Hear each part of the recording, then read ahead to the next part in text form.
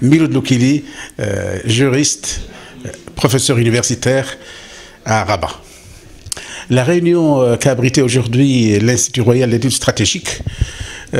s'est attelée à décortiquer le fruit des investigations qui ont été menées par des consultants dans le cadre de l'IRES sur la réforme de l'Organisation continentale Union africaine. Force ici est de rappeler la qualité de l'étude qui a été menée par deux juristes, deux universitaires marocains, qui ont, après avoir fait l'état des lieux, diagnostiqué les ombres et les rayons de l'action de l'Union africaine, les contraintes, ont entrevu les perspectives d'avenir d'une réforme qui sera d'une très grande utilité pour notre continent, pour notre organisation continentale, dans le sens d'une meilleure efficacité et d'une meilleure productivité. Cette réunion a assemblé un certain nombre d'universitaires, de chercheurs, et également des praticiens de la diplomatie et des représentants d'organisations africaines, notamment de l'ABAD et du secteur opérationnel. Les conclusions de cette étude sont très attendues, surtout depuis que le Maroc a réintégré sa famille institutionnelle. Le Maroc est tout naturellement, appelé à jouer un rôle pionnier, d'avant-garde, dans le cadre de cette dynamique de réforme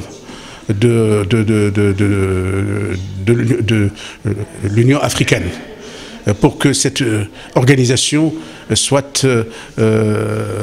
à même de remplir les missions qui lui ont été assignées et d'affronter les défis que notre continent, un continent particulièrement jeune, un continent qui est appelé à une croissance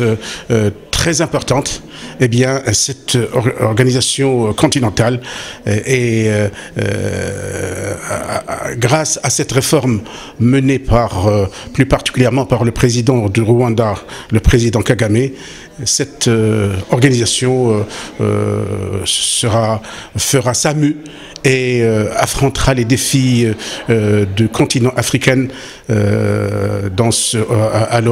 à l'aube de ce troisième millénaire. C'est une réforme qui porte les germes d'une remise à plat des institutions, d'une dynamisation de l'organisation continentale et de la rationalisation des efforts des différentes structures de l'organisation continentale dans le sens d'une meilleure efficacité, afin que tous les pays, et à travers les pays, les peuples africains puissent affronter les défis de développement économique, les défis de la paix et de la sécurité, de la stabilité, et les défis de la préservation de l'environnement et du changement climatique.